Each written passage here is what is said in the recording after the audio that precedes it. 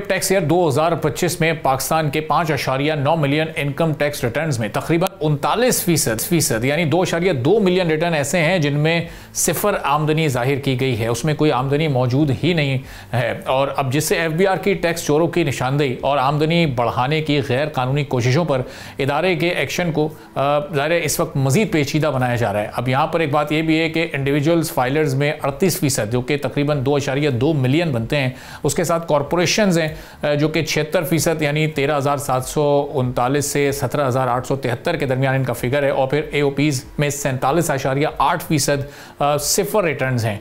अब ये अपने अंदर एक बड़ा सवालिया निशान है और एफबीआर की कारकर्दगी पर भी एक बड़ा सवालिया निशान बन सकता है, चूँकि जंक फाइलिंग का रुझान एक्टिव टैक्स पेयर लिस्ट के फ़वाइद जैसे कम रेट्स और सरगर्मियों की इजाज़त के लिए जिससे बगैर टैक्स अदायगी के सहूलतें हासिल की जा सकती हैं।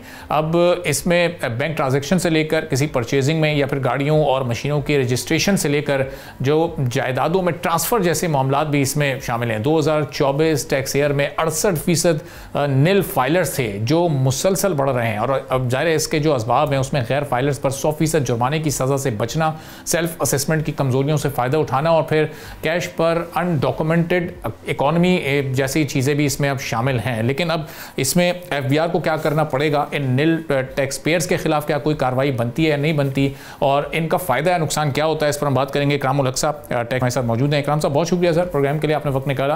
तो इकराम साहब, ये जो नील रिटर्न फाइलिंग का रेशो है ये बढ़ता ही जा रहा है। इस साल भी तकरीबन 39-40% लोगों ने नील रिटर्न फाइल किए हैं। ये इतना बड़ा फिगर एफबीआर की तवज्जो नहीं है, फोकस नहीं है, या बहुत आसान है इस वक्त ये नील रिटर्न फाइल करके एफबीआर को बेवकूफ़ बनाना?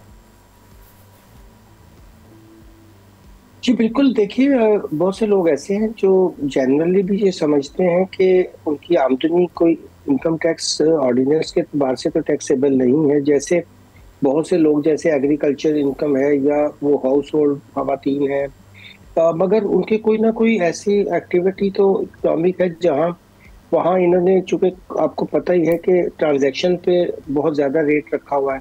अब किसी ने इनहेरिटेंस पे कोई लैंड हासिल की, कोई बेचनी है, बहुत सी ऐसी ट्रांजैक्शंस पे जब आप अपने आप को नॉन फाइलर या एक्टिव टैक्स पे लिस्ट पे नहीं है तो फिर टैक्स रेट 200 से 250% तक हो जाते हैं। तो बहुत से लोग तो शायद ऐसे हैं जो महज उस एक्टिव टैक्स पे लिस्ट का फ़ायदा उठाने के लिए ये करते हैं, और बाकी ये भी हो सकता है कि बहुत से लोग जो हैं जिनकी आमदनी होती हो मगर वो नील की रिटर्न फाइल करके एक चैलेंज भी थ्रो कर सकते हो कि अगर आपके पास कोई डेटा है तो हमें पकड़ लें। मगर ये बात तो सूरत हाल बहुत अफसोसनाक है कि इतना बड़ा महकमा है और उसके पास अब जदीद टेक्नोलॉजी भी है। अभी हमने क्रैन मैकेंजी को भी जो है वो लिया है, उनका बहुत बड़ा पैसा दिया गया है उनको, और इसके अलावा वर्ल्ड बैंक से बहुत बड़े लोन लिए गए हैं इस सिलसिले में। तो आज डिजिटाइज के ज़माने में बड़ा आसान है कि अगर आप सारे मोबाइल यूज़र जो हैं जिनका बायोमेट्रिक डेटा है उन सबके रिटर्न्स ले ले, फिर ये ना कहें कि जी कोई ज़ीरो की रिटर्न है कि नहीं है, तो ये आपका एक्टिव टैक्स पेयर वाला मसला हल हो जाएगा। तो जितने रिटर्न हैं वो कम से कम अपना डिक्लेरेशन सिंगल पेज दे दें कि हमारी कोई काबिल टैक्स आमदनी है या नहीं है, और फिर हम डेटाबेस की मदद से देख सकते हैं कि इनकी कोई आमदनी है कि नहीं। अभी देखिए बहुत सा डेटा तो मालूमात की शक्ल में वहाँ पड़ा होता है, लोग देखते हैं, मगर वहाँ पे भी कई दफ़ा बहुत गलत डेटा भी आ जाता है जिसको उन बग्स को क्लियर करना ज़रूरी है।